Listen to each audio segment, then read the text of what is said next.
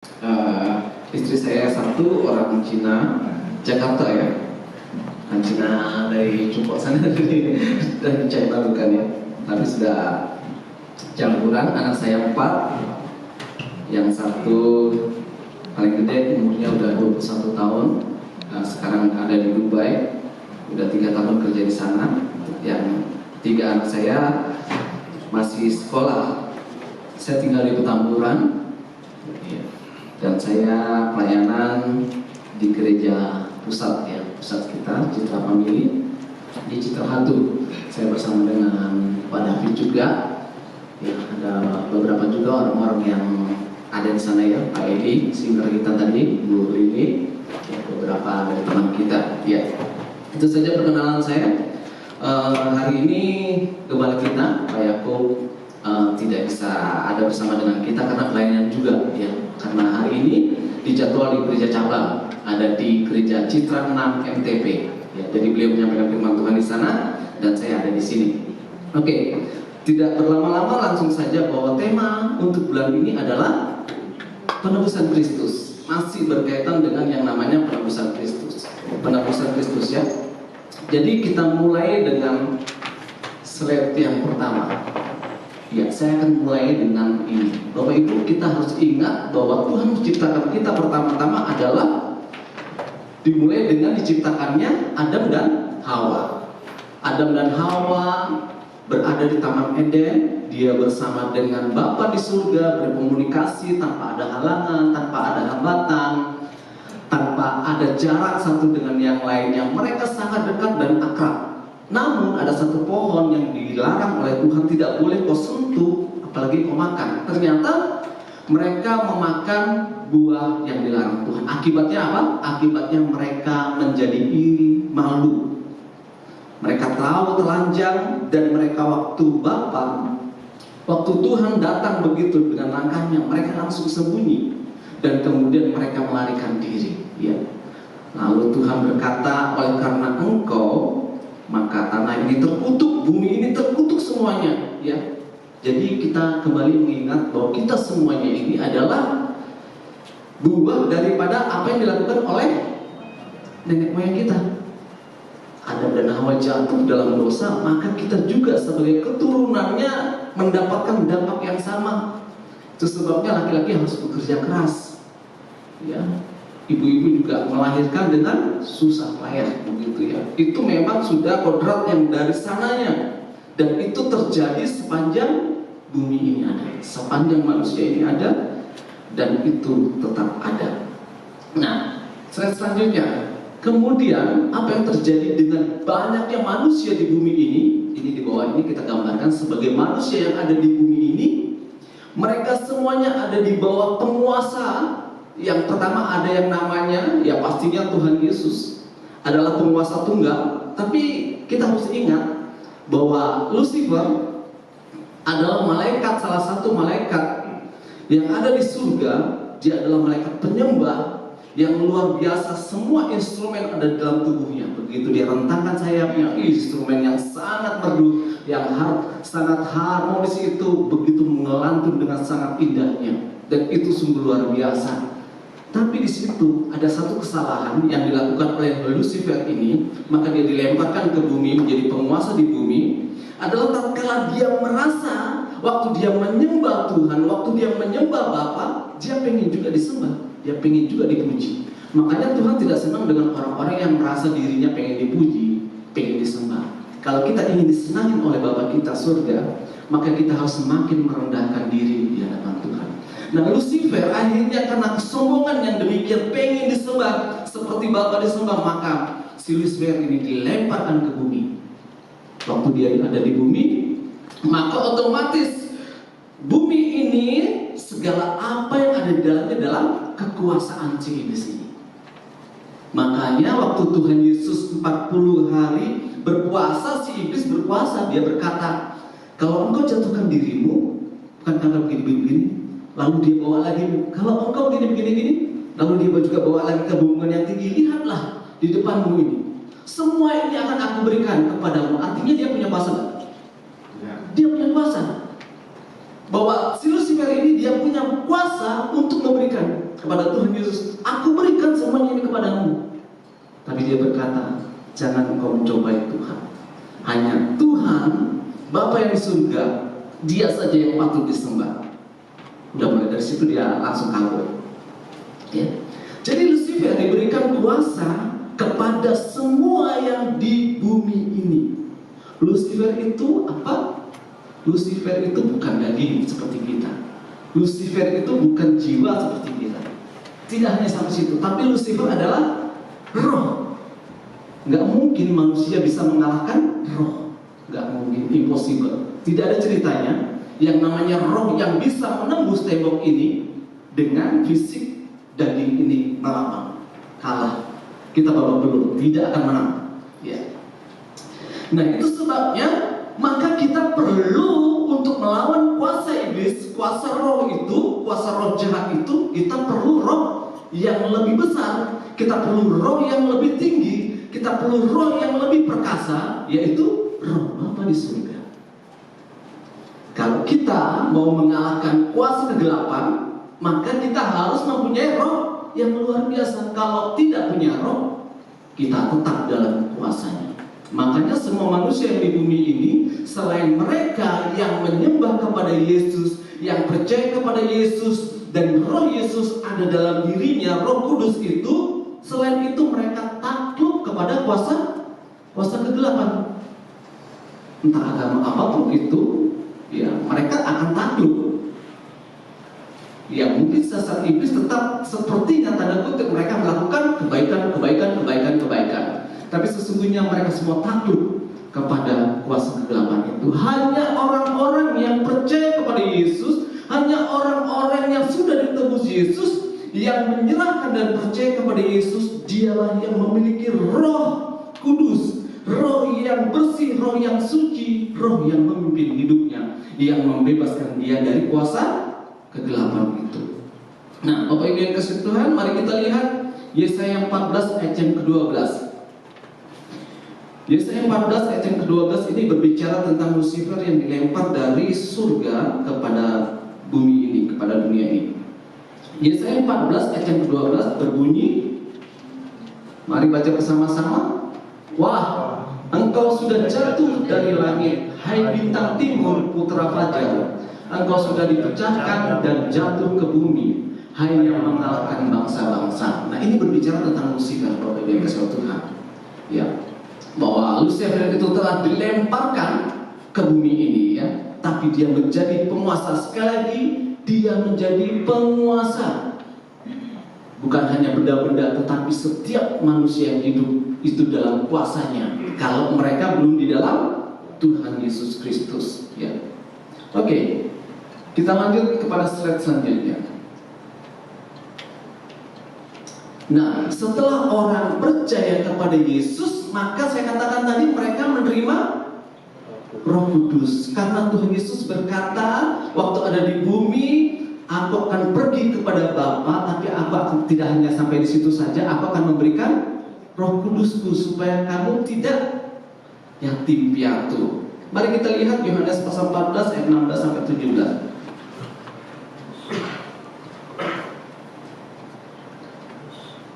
Yohanes pasal yang ke-14 ayat yang ke-16 sampai 17.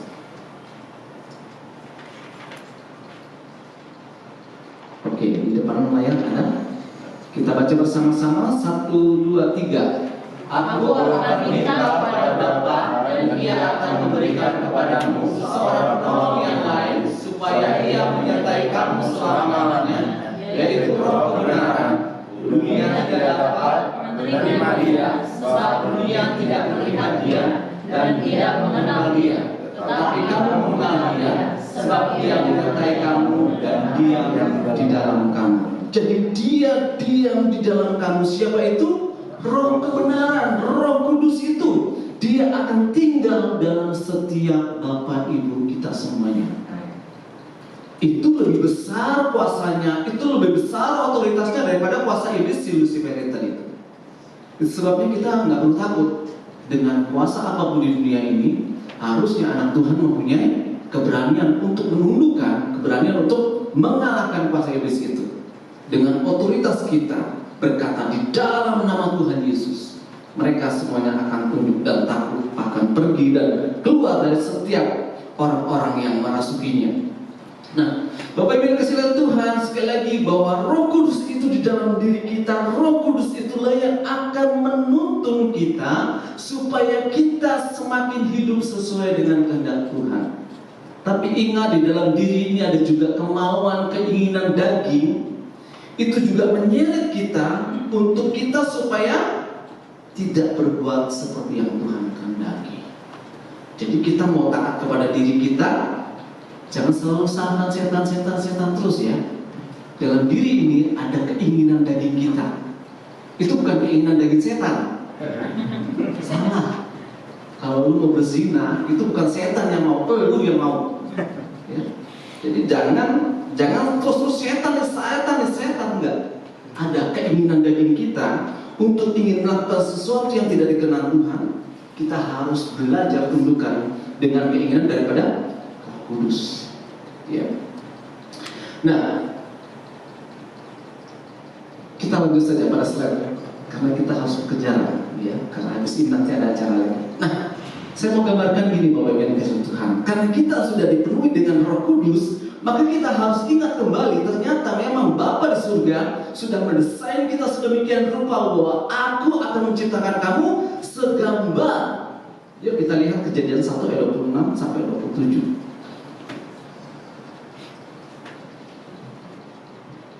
Ya, boleh dibaca Kejadian 1 ayat 26, 1, 2, 3. Berfirmanlah, baiklah kita menjadikan manusia menurut gambar dan rupa kita, supaya mereka berkuasa atas ikan-ikan di laut dan burung-burung di udara, dan atas ternak dan atas seluruh ini, atas segala nama-namanya yang ada di bumi.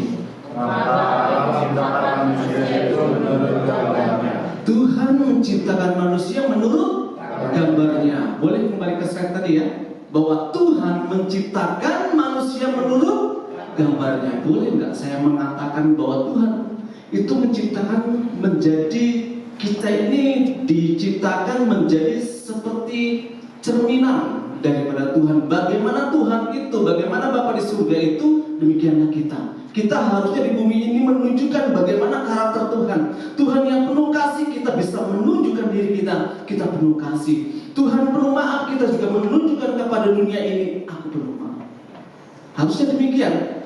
Makanya saya menggambarkan seperti ini Bapak Ibu yang kasih Tuhan. Kita adalah, ya ibaratkan ini hanya gambaran saja ya. Ibaratkan kita ini adalah kucing yang biasa, tapi di dalamnya singa. Kita manusia biasa, tapi dalamnya siapa? Bapa di surga, Yesus Kristus Tuhan ada dalam diri kita.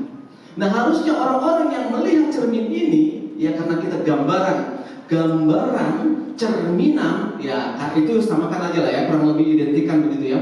Nah, kita adalah gambaran cerminan. Orang melihat kita harusnya melihat Tuhan Yesus, harusnya melihat Kristus, harusnya melihat Bapa di surga. Karakter kita kalau nggak menunjukkan Bapa di surga, kita jangan bilang kita Kristen. Jangan kita bilang saya adalah cinta Engkau Bapa, saya adalah murid-Mu Bapa. Harusnya kita merenung, oh iya, kalau saya anaknya, saya harus menunjukkan karakter Bapa. Kalau saya adalah anaknya, saya juga harus sifat-sifat Bapa itu paling tidak ada dalam diri saya. Nah demikian ya. Jadi sekali lagi bahwa kita itu adalah gambaran, kita itu adalah cerminan. Maka kita harus mencerminkan bagaimana Bapa di surga, bagaimana sifat-sifatnya itu juga harus ada pada kita.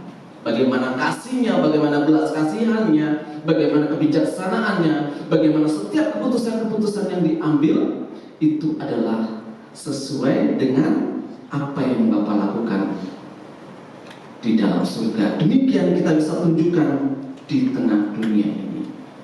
Nah, sekali lagi ini bukan hanya berlaku kepada orang Kristen, orang percaya saja. Karena apa? Karena waktu pertama kali Bapa di surga menciptakan manusia itu segambar cerminan ya Berarti bukan hanya buat orang Kristen saja, tetapi semua orang. Orang Buddha, orang Hindu, orang Konghucu, orang Muslim, orang apapun itu, bahkan orang ateis juga. Mereka itu digambarkan segambar serupa dengan Bapa di surga. Saya gambarkan seperti cermin ini.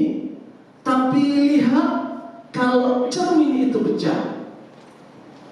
Nah, karena kejatuhan manusia ini, Adam dan Hawa jatuh, maka cermin yang tadinya kelihatan Bapa di surga, kelihatan singa itu dalam cermin. Tapi kalau sudah pecah begini, kira-kira kalau cermin ini bisa dipulihkan nggak? Ada yang ahli cermin di sini? Ini bukan retak, tapi pecah. Kalau bahasa timurnya pecah. Ya. Kalau kaca sudah pecah, bisa dipulihkan? Sekarang ini ada alat-alat yang canggih ya, semacam kayak lem atau apa begitu. Jadi kalau kaca mobil atau kaca apa yang retak begitu, bisa tuh hanya diolesin aja, tapi udah kelihatan mulus. Ya. Nah, usaha apapun yang dilakukan untuk yang namanya memulihkan kaca yang sudah pecah, nggak mungkin dia akan berhasil.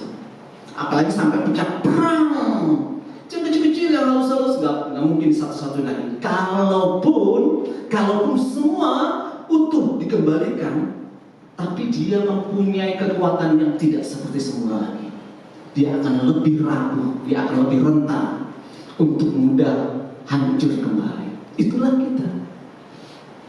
Impossible. Kita semuanya dengan usaha apapun di tengah dunia ini tidak ada yang dapat memulihkan kita. Serius saya katakan. Nggak ada, apalagi namanya usaha kita, kebaikan kita, seperti pendapat agama-agama lain, kebaikan kita akan membuat kita masuk ke surga, artinya akan membuat kita pulih dan kembali kepada Bapa surga. No, enggak. Cara yang dapat memulihkan ini adalah cara yang tidak terpikir oleh kita. Cara yang tidak masuk akal di pikiran manusia. Dan itu dianggap oleh dunia orang-orang bodoh saja yang melakukan itu. Apa itu? Cara yang sanggup memulihkan kaca yang pecah hanya Yesus. Makanya orang dunia berpikir, gak mungkin impossible itu cara apa yang dilakukan itu? Masa keselamatan itu hanya cuma-cuma keselamatan itu diberikan anugerah begitu saja. Dunia tidak percaya dengan akan hal itu. Nah, Tuhan Yesus telah mati di kayu salib. Untuk apa? Untuk memulihkan kaca yang pecah itu, supaya dia kembali benar-benar utuh. Saya katakan tadi, kaca itu tidak mungkin dapat kembali utuh kecuali dengan cara ini saja. Cara yang tidak masuk pikiran kita, cara yang gak bisa otak kita itu terlalu kecil dibandingkan dengan cara Tuhan yang luar biasa, dengan otak Tuhan yang luar biasa. Bagaimana Tuhan menciptakan bumi, jagat angkasa yang luar biasa ini. Di dalam bumi yang kecil ada planet-planet lagi. MVB Misun, saya ingat pelajaran waktu SD itu disingkat Merkurius, Venus, Bumi, MVB Misun. Paling teratas Pluto begitu di zaman dulu. Tapi sekarang lagi kan ada ditemukan planet yang lebih lagi di atasnya lagi. Nah, ini baru satu galaksi galaksi Bima Sakti. Galaksi Bima Sakti. Itu baru satu. Bahkan di dunia ini bukan hanya satu, tapi ada puluhan, bahkan ratusan juta itu gugusan. Gimana Tuhan menempatkan satu yang namanya bumi di antara planet-planet lainnya, di tengah-tengahnya ada matahari, kok tidak berbenturan, kok tidak bergesekan? Itu otak siapa yang bisa membuat seperti itu? Insinyur kelas tinggi pun ya baru bisa menciptakan di bumi ini, tapi belum sampai di luar angkasa berjejer-jejer begitu. Wow. Itu hitungannya bukan hanya setahun, 2 tahun, 10 tahun, 100 tahun, ribuan tahun itu tidak terjadi yang namanya benturan-benturan. Betapa hebatnya Tuhan itu.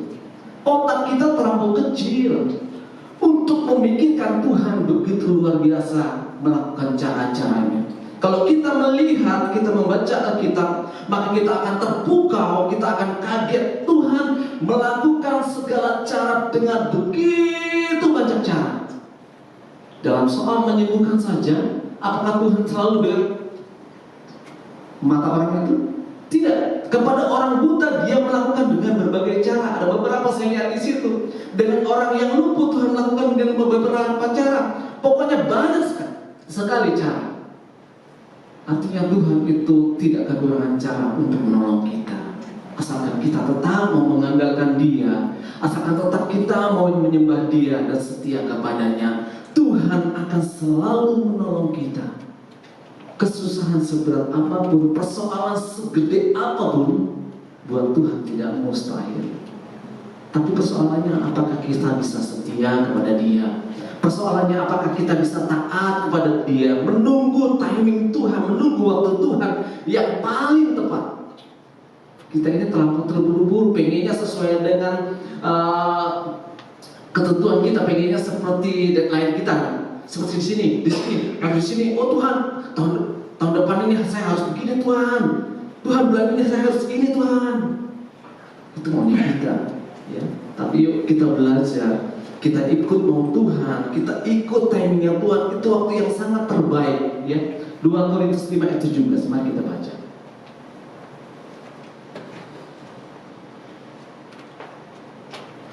2 Korintus 5 ayat 17.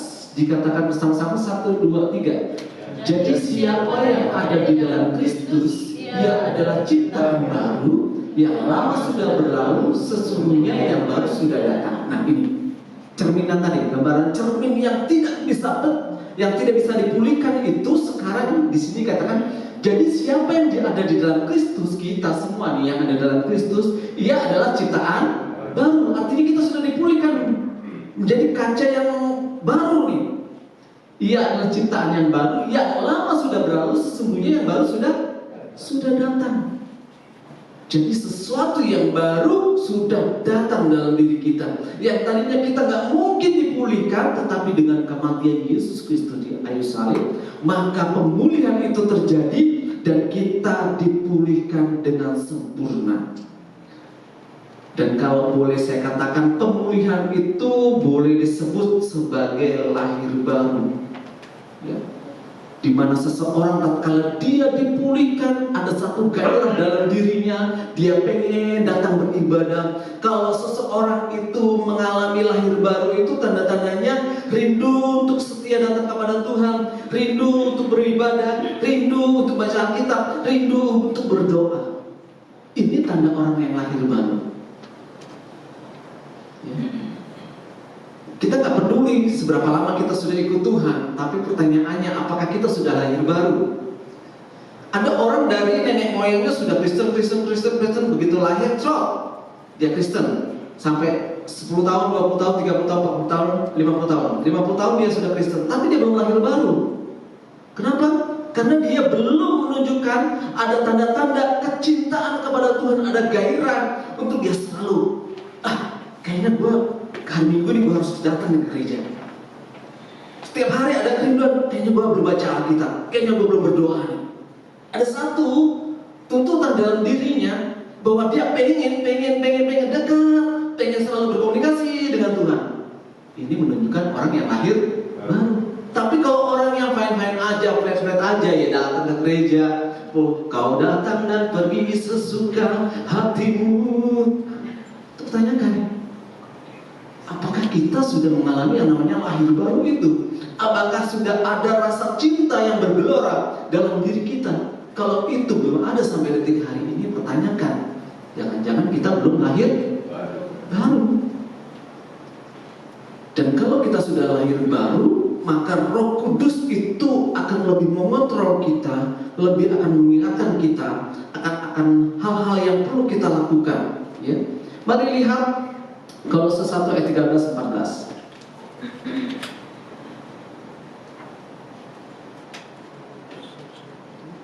Kolose pasal 1 ayat 13-14 ini adalah bacaan daripada tema besar sebulan ini ya.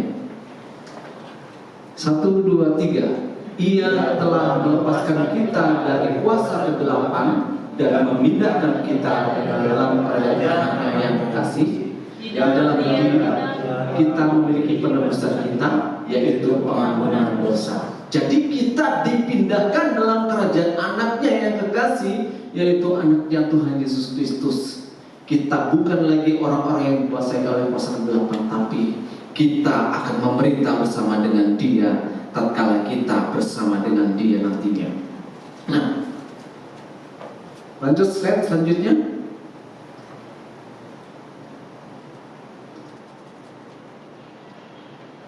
Ya.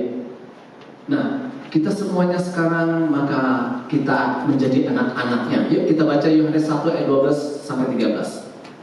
Tentunya ayat ini sudah sering sekali juga kita dengar ya.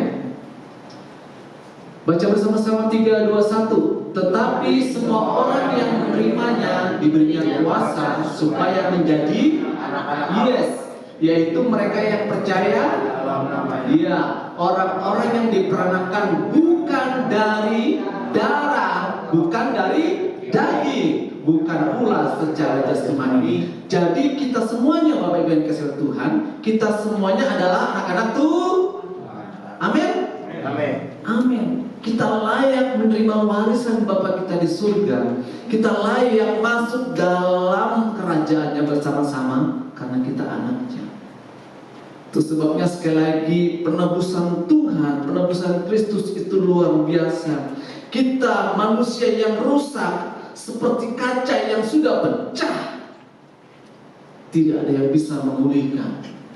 Satu-satunya yang bisa memulihkan hanya Bapa di surga dengan mengirimkan anaknya yang satu-satunya ke bumi. Dan Tuhan Yesus begitu luar biasa, dia menderita, mati, bahkan dia tertumpah darahnya.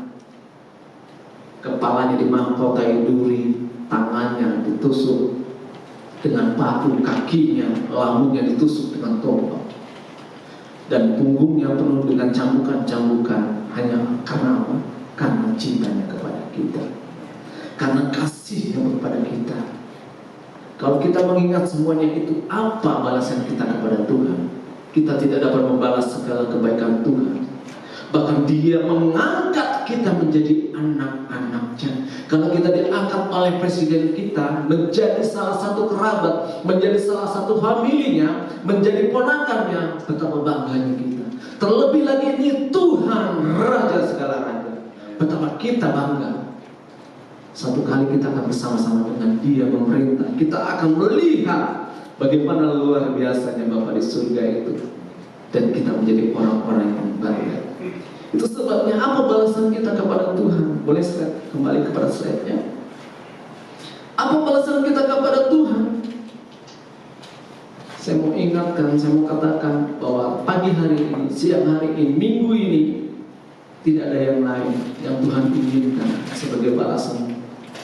Pengorbanan Kristus yang begitu luar biasa Dia lakukan kepada kita demi cintanya. Tidak ada yang lain yang bisa kita lakukan, hanya satu, Bapak Ibu kasih Tuhan, yaitu yuk kita tetap setia melayani Tuhan. Satu ayat terakhir, Yohanes pasal 9 ayat yang keempat. Mari kita baca bersama-sama 3, 2, 1. Kita harus mengerjakan pekerjaan Dia yang mengutus aku. Selama masih siang, aku akan datang malam, di mana tidak ada seorang pun yang dapat bekerja. Tuhan Yesus adalah contoh teladan sejati dalam kehidupan kita. Apa yang dilakukan oleh Tuhan Yesus, hendaknya juga demikian. Tuhan Yesus sudah menderita, kita pun harus menderita. Jangan pernah lari dari penderitaan. Hadapi penderitaan itu bersama dengan Tuhan. Tuhan akan memberikan kekuatan kepadamu. Kita harus mengerjakan pekerjaan Dia, Bapa di surga, yang mengutus aku Yesus Kristus. Selama masih siang, akan datang malam. Pada zaman dahulu itu, kalau malam tidak seperti sekarang, ada lampu-lampu di tengah jalan. Zaman dulu tidak ada. Semua pakai mungkin petromak atau lampion atau apapun itu ya, yang buat penerangan tengah jalan. Nah, dikatakan selama masih siang akan datang malam, di mana tidak ada seorang pun yang dapat bekerja. Artinya mungkin boleh begini Bapak Ibu kasih Tuhan, selama siang itu selama kita sehat, selama kita mampu, selama kita masih bisa melakukan itu, yuk layani Tuhan. Akan datang malam, artinya tatkala mungkin kita sakit, sakit, kita nggak bisa datang lagi. Artinya malam datang itu mungkin kita nggak dikasih kebebasan seperti ini. Ada ancaman sekeliling kita sehingga kita tidak bisa kumpul seperti ini. Akan datang malam, mungkin Tuhan datang, maka tidak ada kesempatan lagi kita untuk melayani Tuhan. Saya berpikir, apa sih esensi dari hidup kita? Ternyata saya menemukan salah satu esensi dari hidup kita adalah melayani. Waktu hidup kita lapar, maka kita cari makanan. Dimanapun itu, mau di tengah jalan, kita akan berusaha. Artinya apa? Kita melayani. Waktu kita menginginkan sesuatu, kita pergi untuk mendapatkannya. Maksudnya apa? Di situ ada unsur yang namanya melayani. Kita harus pergi untuk melayani. Bukankah esensi hidup ini sesungguhnya adalah melayani? Melayani di gereja, melayani Tuhan bukan berarti seperti semua yang ada di atas ini harus menjadi WL, harus menjadi pembicara, harus menjadi singer, harus menjadi pemain musik. Tidak seperti itu. Melayani adalah tatkala kita datang ke gereja ini bersama-sama, kita memuji, menyembah Tuhan, itu sudah melayani Tuhan. Tatkala kita di rumah, kita berdoa, kita juga sudah melayani Tuhan. Tatkala kita berada antara suami dengan istri, kita sudah melayani satu dengan yang lainnya berdasarkan firman Tuhan dengan penuh kasih, itu juga adalah sudah melayani. Tapi tidak cukup sampai di situ. Kalau bisa kita terlibat di dalam pelayanan lebih lagi, bukankah itu lebih baik lagi? Karena Tuhan sangat rindu kita bukan saja menjadi orang yang dari dulu sampai sekarang menjadi jemaat saja. Kita harus ada progres, ada kenaikan. Ya, sebabnya saya juga mengundang, mungkin ada di antara kita yang rindu terlibat dalam pelayanan di tempat ini, boleh langsung saja kasih tahu di tempat di sini ya. Saya pengen menjadi terlibat di sini. Mungkin ada anak atau ponakan yang pengen juga dilibatkan di sini. Terbuka semuanya. Mari kita sama-sama melayani Tuhan selagi masih ada kesempatan, selagi masih ada umur, kita melayani Tuhan. Amin buat firman Tuhan. Saya menemukan ada beberapa teman saya, dia sangat rindu Bapak Ibu kasih Tuhan melayani Tuhan. Dia sangat rindu pengen melayani Tuhan.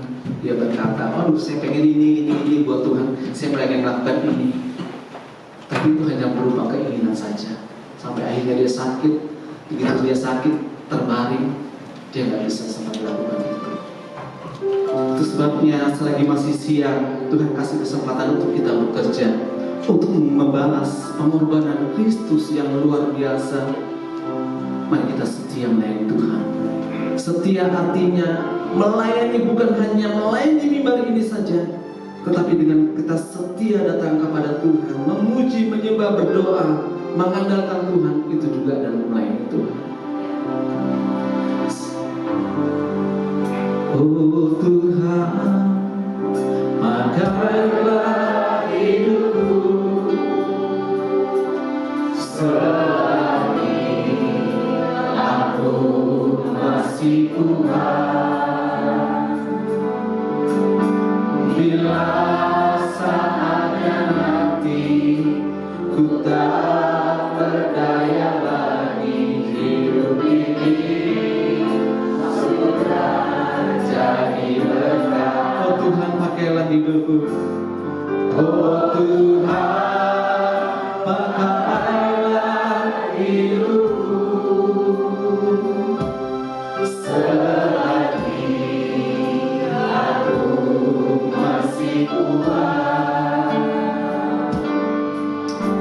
Bila saatnya nanti ku tak berdaya lagi, hidup ini sudah jadi berkah. Lebih sungguh lagi, oh Tuhan, oh Tuhan, pakailah hidup kami selagi aku masih kuat. Bila saatnya nanti ku tak berdaya lagi, hidup ini sudah jadi berkah. Saya setiap di antara kita yang rindu melayani Tuhan lebih lagi,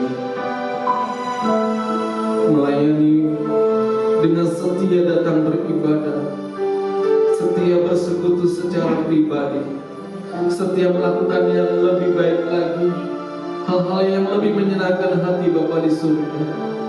Kalau itu Engkau orangnya, biar Engkau berdiri di hadapan Bapa, ini aku rindu melayani Engkau setia lebih lagi.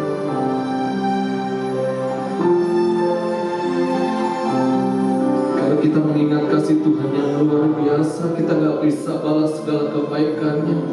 Hanya penyerahan hidup, pakailah aku menjadi alatmu. Apapun yang Kau ingin pakai, pakailah aku Tuhan. Kalau itu Engkau orang yang rindu melayani Tuhan setia, berdiri di hadapan Tuhan. Oh Tuhan, pakai hidup kami. Oh Tuhan, pakai hidup selagi aku masih kuat. Bila saatnya nanti ku tak berdaya lagi, hidup ini sudah jadi berat. Mari angkat tangan kita menjadi kerinduan bersama. Oh Tuhan, oh Tuhan, pakailah hidupku selagi aku masih kuat. Bila saatnya nanti ku tak berdaya lagi, hidup ini sudah jadi berat. Bila saatnya nanti, bila saatnya nanti ku tak berdaya lagi, hidup ini sudah jadi berat. Mari nyatakan bersama-sama, katakan, bila saatnya nanti ku tak berdaya lagi, hidup ini sudah jadi berat.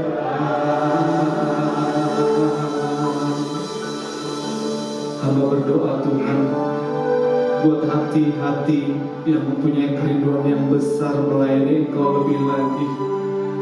Pakai hidup mereka untuk kemuliaan-Mu, biar semakin banyak orang diselamatkan. Banyak orang yang belum mengenal akan Engkau, mereka boleh diselamatkan ya Tuhan. Mereka boleh menerima Engkau sebagai Tuhan dan Juru Selamatnya. Pakai kami semuanya Tuhan. Engkau yang akan memampukan kami, talenta, potensi, karunia. Engkau semakin pertambah-tambahkan dalam kehidupan kami, dan kami mau semakin memaksimalkan untuk kemuliaan bagi nama-Mu. Kami juga percaya kami melayani tidak harus di mimbar ini, tetapi di banyak hal, di banyak bidang Tuhan. Engkau mau berkati kami semuanya. Jadikan kami anak-anak-Mu yang antusias melayani Engkau, karena Tuhan dan bidang-Mu melayani kami semuanya. Terima kasih buat semua yang Kau lakukan. Kami tidak dapat membalas apapun semuanya itu. Hanya inilah hidup kami persembahkan guna untuk hormat kemuliaan bagi nama-Mu. Dalam nama Yesus Kristus kami bersyukur dan berdoa. Katakan bersama-sama, amin. Amin. Biar saya baca.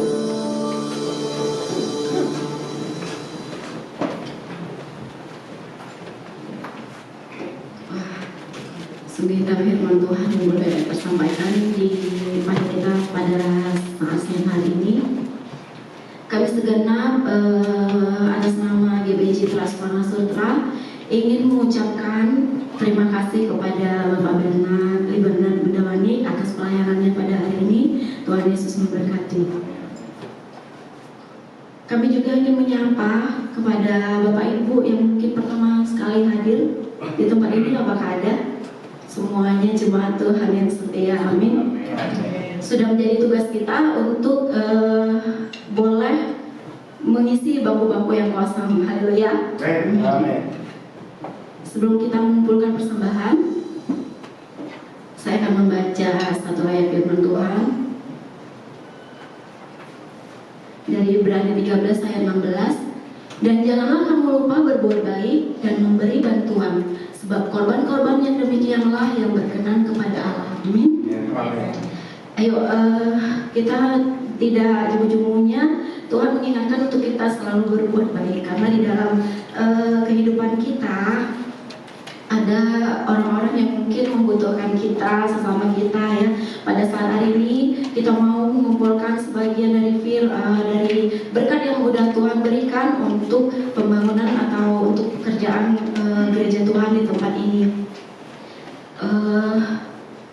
Persembahan akan bisa dilakukan secara tunai ataupun QRIS ataupun transfer melalui Bank BCA yang ada tertera di LCD. Namun sebelumnya kita bersatu di dalam doa. Terima kasih Tuhan, kembali kami mengucap syukur buat pernyataan Tuhan yang baik pada siang hari ini. Kalau sebentar kami ingin mengumpulkan Tuhan persembahan yang terbaik yang boleh kami miliki ya Tuhan untuk pekerjaan Tuhan di tempat ini ya Bapak. Engkau yang memberkati, tangan-tangan yang memberi ya Tuhan Yesus. Terima kasih Bapak, kami siap untuk memberi dengan hati yang sukacita, hati yang bersyukur hanya ke dalam tangan Tuhan. Terima kasih Tuhan, haleluya, amin. Kami persilahkan pada petugas. Saya akan membacakan pengumuman untuk silakan ke depan. Kami kembali mengundang kepada Bapak Ibu semuanya untuk boleh hadir beribadah di minggu depan di jam sama, di jam 9. Minggu depan tema kita udah berbeda, mengenal Roh Kudus, yang akan dilayani oleh Bapak Gembala kita, Bapak Yakub Haris. Selanjutnya, setelah ibadah kita, di sini juga ada ibadah erokis yang diperuntukkan oleh anak-anak usia 6 sampai 12 tahun. Pada Bapak Ibu yang mempunyai anak, cucu, ataupun mungkin tetangga boleh mengajak anak-anaknya untuk beribadah, bergabung di ibadah erokis. Selanjutnya kita juga ada ibadah teens community, diperuntukkan untuk anak-anak dari usia 12 sampai 18 tahun. Ini di jam yang sama, di jam 11. Selanjutnya Bapak Ibu boleh menyimpan kontak nomor sekretariat gereja kita. Apabila Bapak Ibu ingin didoakan ataupun ingin berkonseling, boleh melalui nomor sekretariat. Dan jangan lupa juga follow itu Instagram kita dan YouTube kita. Haleluya. Itu saja untuk pengumuman sepekan. Selamat berhari Minggu, Tuhan Yesus memberkati. Namun sebelumnya saya undang Bapak Ibu untuk bangkit berdiri, kita tutup di dalam doa, dan setelahnya saya akan Bapak Libanan akan menutup kita di dalam doa berkat. Kita bersatu di dalam doa. Terima kasih Bapak, terima kasih Yesus buat ibadah yang indah yang masih boleh kami rasakan ya Tuhan hingga pada saat siang hari ini ya Bapak. Ibadah kami telah selesai Tuhan, biarlah ya Tuhan pujian kami ya Tuhan, penyembahan kami ya Tuhan boleh menjadi duka yang harus di hadapan Tuhan.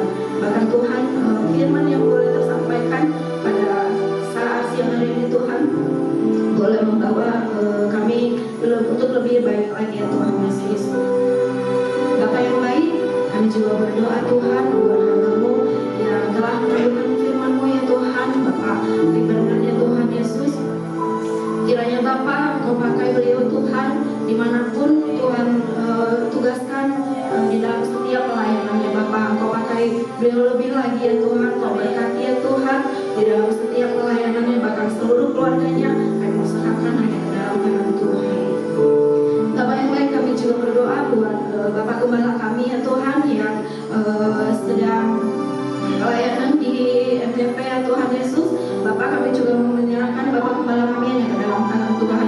Biarlah Tuhan dimanapun Tuhan khusus dia pelayanannya Bapak, kiranya Engkau berikan hikmat marifat yang lebih lagi ya Tuhan. Bahkan Tuhan Engkau berkati ya Tuhan pembelaan beliau di tempat ini ya Bapak. Terima kasih Bapak, terima kasih Yesus. Kami coba berdoa ya Tuhan buat gereja kami ya Tuhan di tempat ini. Biarlah Engkau pakai lebih lagi gereja kami ya Tuhan. untuk boleh memberkati orang-orang sekitar kami ya Bapak, terlebih Tuhan jemaat-Mu yang datang beribadah di tempat ini ya Tuhan Yesus. Terima kasih Bapak. Kami juga mau berdoa Tuhan Yesus buat bangsa kami, bangsa Indonesia ya Tuhan. Engkau yang memberkati lebih lagi bangsa kami Tuhan. Biarlah Bapak Engkau pakai terus ya Tuhan para pemimpin-pemimpin kami Tuhan Yesus, untuk boleh ya Bapak membawa bangsa kami ini untuk menjadi lebih baik lagi Bapak.